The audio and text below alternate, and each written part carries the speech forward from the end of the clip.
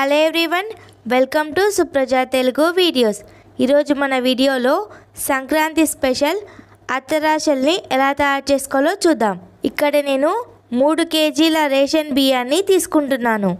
Ration బియ్యం అయితేనే అత్తరాశలు పర్ఫెక్ట్గా వస్తాయి.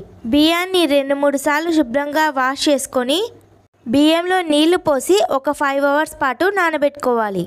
5 గంటల తర్వాత బియ్యాన్ని జల్లెడ గిన్నెలోకి తీసుకొని ఒక క్లాత్ పైన ఒక 10 నిమిషాల పాటు ఆరబెట్టుకోవాలి. బియ్యం ఒక 10 నిమిషాల పాటు ఆరితే సరిపోతుంది. ఇంకాస్త తేమ ఉండగానే మనం మిల్లు పట్టించుకోవాలి. బియ్యం మిల్లు పట్టించుకుంటేనే బాగుంటుంది. మిల్లు పట్టించిన బియ్యపిండిని ఇక్కడ నేను జల్లించుకుంటున్నాను. మిల్లు పట్టించిన బియ్యపిండిని ఖచ్చితంగా జల్లించుకోవాలి. ఈ సంక్రాంతికి మీరు ఎన్ని రకాల పిండి వంటలు చేసుకుంటున్నారో నాతో కామెంట్ సెక్షన్లో షేర్ చేసుకోండి. ఇలాగే పిండినంతా జల్లించుకొని తీసుకోవాలి. ఒక మిక్సీ జార్లో హాఫ్ కోకోనట్ని వేయాలి. 20 దాకా యాలకుల్ని వేస్తున్నాను. వీటిని గ్రైండ్ చేసుకోవాలి. ఇక్కడ నేను 2.5 కేజీ దాకా బెల్లాన్ని తీసుకుంటున్నాను. బెల్లంలో 250 ml నీళ్లు పోసి బెల్లంని బాగా కరిగించుకోవాలి. కరిగించుకున్న బెల్లంని ఇక్కడ నేను ఒకసారి వడగొట్టుకొని తీసుకున్నాను. వడగొట్టుకున్న తర్వాత మళ్ళా స్టవ్ పైన బెల్లం గిన్నెని పెట్టి పాకం వచ్చేంత వరకు ఉడికించుకోవాలి.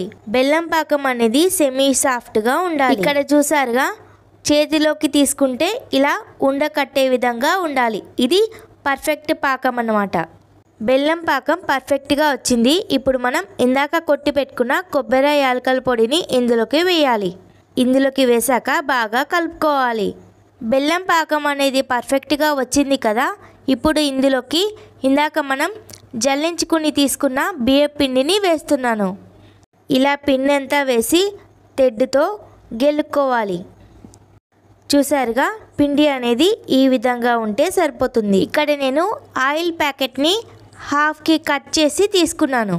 అత్తరాశల పిండి బాల్ సైజులోకి తీసుకొని నువ్వులలోకి అద్ది ఇలా ఈ విధంగా అత్తరాశని తట్టుకుంటున్నాను. ఇలా ఒత్తుకున్న అత్తరాశకి మధ్యలో హోల్ చేసుకోవాలి.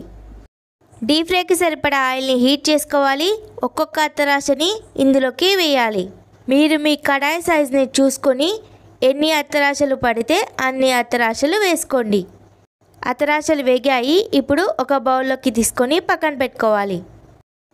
అవును, అత్తరాశల్ని మీ ఊర్లో ఏమని పిలుస్తారో కామెంట్ చేయండి.